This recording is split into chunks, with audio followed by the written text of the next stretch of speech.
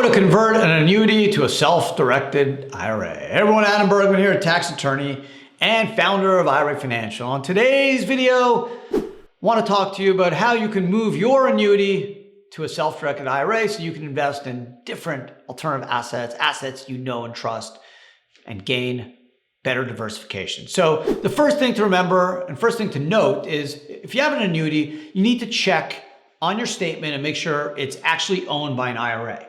I can't tell you how many folks I've talked to over the last 13 or so years that say, hey, Adam, I have an annuity and I need to move it into a self-directed IRA. I want to buy real estate.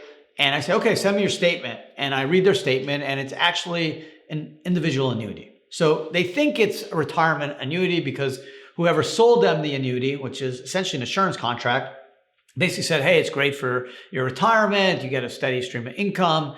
And they just assumed that it was in an IRA, but that's not correct. You can have an annuity that was funded by an IRA and an annuity that's funded with personal funds. So the only way that you can move an annuity to a self-directed IRA is if the annuity was funded with retirement money, IRA money, not personal retirement money that you have, in your checking account to save for a rainy day. No, it's actually got to come from an individual retirement account, an IRA. Okay, so that's the first thing. If you are in that bucket and say, hey, yeah, I do have an IRA annuity, I want to get it out of here. Interest rates are higher. The returns aren't great anymore. It doesn't make any sense. It's a bad product for me. You could move it to a self-directed IRA. A couple more things to consider. One, there's probably going to be fees and penalties for breaking an annuity if you're breaking it prematurely.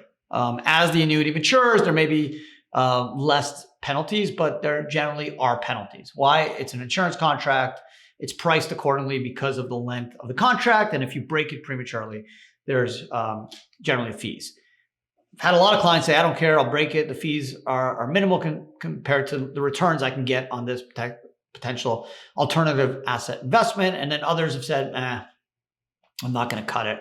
The fees are too high, the penalties, it's just not worth it. Okay, so that's really the next thing to consider. Once you get through those two steps, then you've no problem, set up an account in IRA Financial. You can move the cash and annuity tax-free to IRA Financial, and then through IRA Financial, you can invest in almost any alternative asset you want in an IRA, and obviously generate tax-deferred or tax-free growth in the case of Roth, and gain investment diversification, as well as control over your retirement. So those are the two things to remember.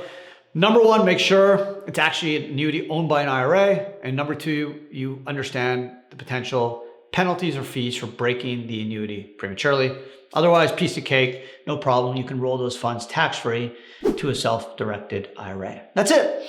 Hope you guys enjoyed the video. If you have any questions, comments, annuities, self-directed IRAs, just leave them below. I love hearing from everyone. I do my best to get back to all these questions ASAP. Otherwise, thanks for hanging out, and come back on to watch my next video. Take care.